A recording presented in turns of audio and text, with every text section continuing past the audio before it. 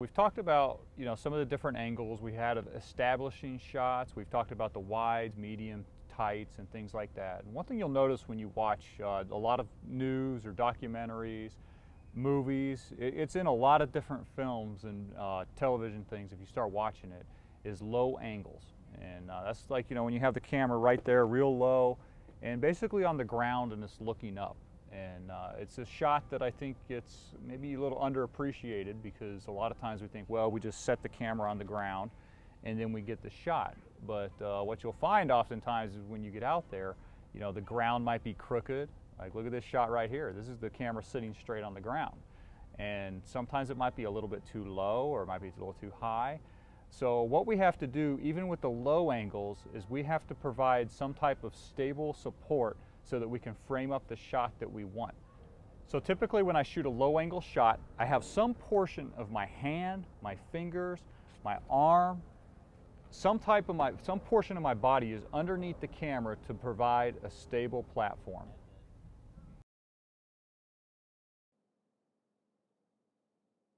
The thing that I'm trying to do when I do that, especially if you're using like your hands, your muscles, anything that involves a muscle or your body, you have to relax. You have to stay as relaxed as you can. And when you relax, you let that camera settle in there, and it's resting either on your bones, it's resting on the ground, it's resting on your fingers.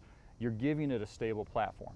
And when you get to that point and you're totally relaxed and you have the shot that you want, you should be able to hold that for 4 or 5 minutes. I could easily hold that on some of those shots that I had set up for 4 or 5 minutes, because when I set them up, I took the time to make sure that I relaxed and I gave that camera a stable platform.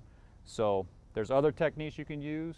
There's sandbags they have, you can do that. People have taken off shoes and put that in there.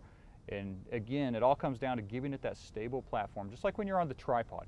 What you really want is you want the viewers to focus on the subject. You don't want them to think about what's going on the camera. You don't want them to see the movement and things like that. So it's real important that when you shoot even these low angles, that you have a very, very steady shot. And you're going to notice possibly a little bit of movement, but it should not be distracting. It should not be noticeable whatsoever. And again, if you got it in the right position, you should be able to hold these shots for any length of time, almost as if you were on a tripod.